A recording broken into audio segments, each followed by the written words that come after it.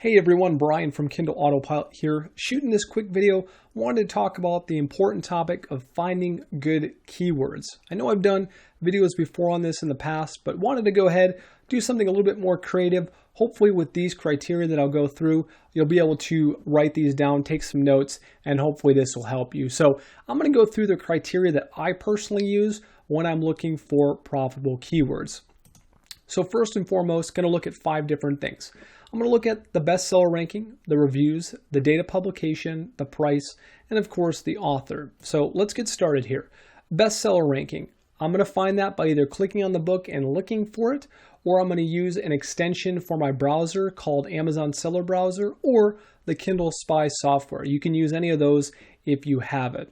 Now, I'm going to be looking at probably the first 4 to 8 books, ideally, and what I'm looking for is the majority of those books should be under 100,000. Now, keep in mind, you may have a couple stragglers. If you have 6 books that are under 100,000, those first 6 are good to go, and then you have, 2 books in there that are 2, 3, 400,000 or even worse. Don't necessarily write that off as an unprofitable keyword.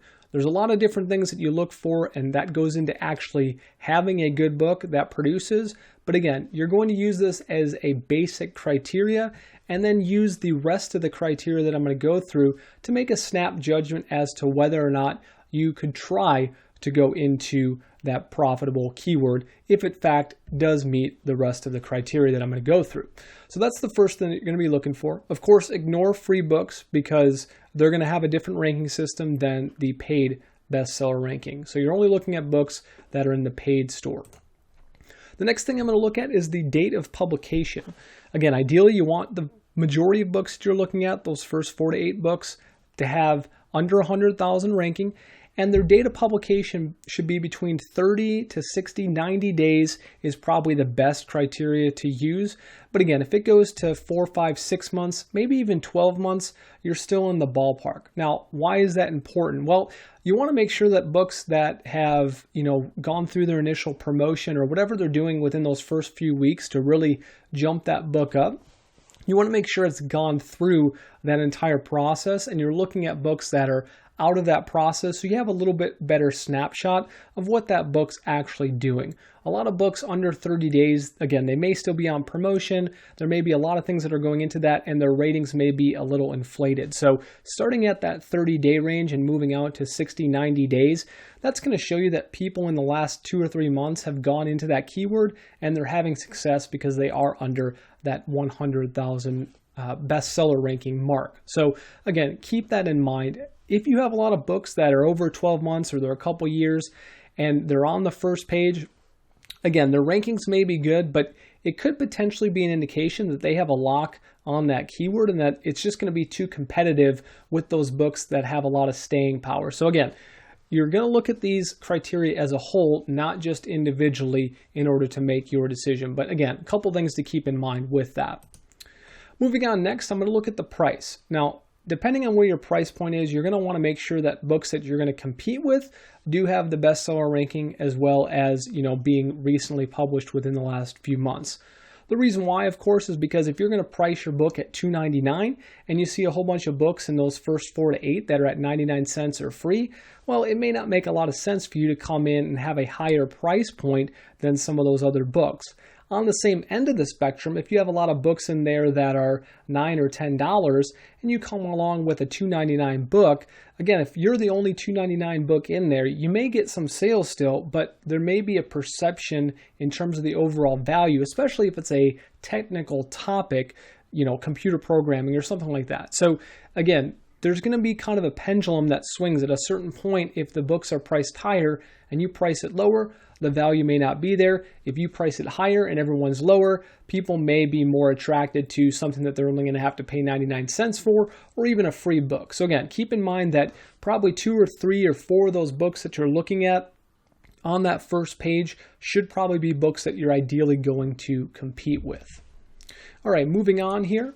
Next thing I'm going to look at is the reviews. Again, ideally, no more than 2 or 3 books should have the bestseller ranking, and no more than 2 or 3 of those books should have over 150 reviews. Now, the reason why I say that is because if you have a lot of books in that keyword that are bestsellers, well, then you pretty much have to make sure that you have a bestseller and you get a bestseller banner in order to compete in that market. At the same time, if again, the majority of those first 4 to 8 books have 150, 200, 300, 400 reviews, and you come along and you only get 50 or 60 or 70 reviews, again, people are going to see that and they may be more attracted to those books that have more of this social proof and credibility. So again, something to keep in mind when you're actually looking at these keywords. And again, you're going to use this as a whole. All of these things that I'm talking about, you use that to make a judgment as a whole. You may have to risk or even get more reviews, but if all the rest of the criteria work, it may be worth a shot, because if you can get that bestseller ranking, then you can potentially be very profitable in that potential keyword. All right, so continuing to move on, this is one thing that I think is really important, and this kind of goes along with the price, looking at who you're actually going to compete with. Again, if all the criteria are met, you want to make sure that at least 2, 3, maybe even 4 of those books are published by other self-published authors. Now, again, why is that important? Well, because a lot of people, if they have brands or they're big name authors, if you're a no name or you're using a pen name, no one's going to know who you are. So they're going to be a lot more attracted to someone that has 1,000 reviews on their book and has a big name that everyone's heard of, because they have that credibility. So again, you want to look for books that have all these factors that I've talked about, and at least a couple of them are by self-published authors. Now, you may be asking, Brian, how do you know if this is a self-published book by a self-published author? That's a great question. So again, I will show you some of the criteria for if it's self-published. Now again, this is just criteria, so keep all this in mind. But what I've seen before in the past, based on what I know about a lot of the courses that are out there and what they teach you, I know that if there's an author profile and there's no picture, there's no biography, and it basically just looks like no one did any work for that pen name, probably a self-published author. If the books have a lot of different categories, maybe it's a paleo diet and then they have a book on computer programming, and there's not a lot of fluency or consistency with the books that they're producing in a specific niche, if they kind of just jump from one topic to the next, probably a self-published book. If they don't have a brand or they don't have a blog, if they're not on Facebook and have a profile there, or even Twitter, again, maybe a self-published author. And if they only have one book in the author profile, again, not a complete indication that it's self-published, but again, you take all these things into account and it's a good chance that they are a self-published author. Also, if you see keywords in the author, editor, or illustrator titles, which will be right below the actual title where it shows who the author is. Again, if you have keywords in that, or if it's, say the keyword is paleo and the author's name or the illustrator's name is Katie Paleo, again, indication that it is a self-published book, okay? Also, if there's keywords or phrases in the series title, again, a lot of these self-published courses, that's what they teach you.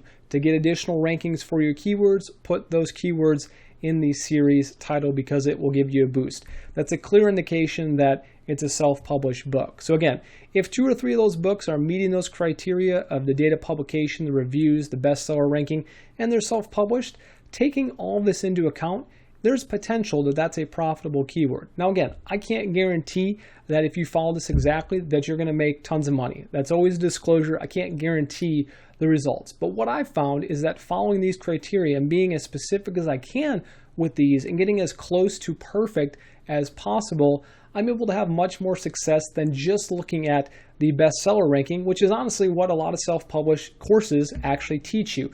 I go a little bit deeper and try to look at a few other things just to make sure that I'm giving myself the best possible chance for success. So I hope this helped you guys. Subscribe to my channel, like this video, leave me any comments or questions you have. I'd be more than happy to help you guys out. And of course, we'll see you in the next video.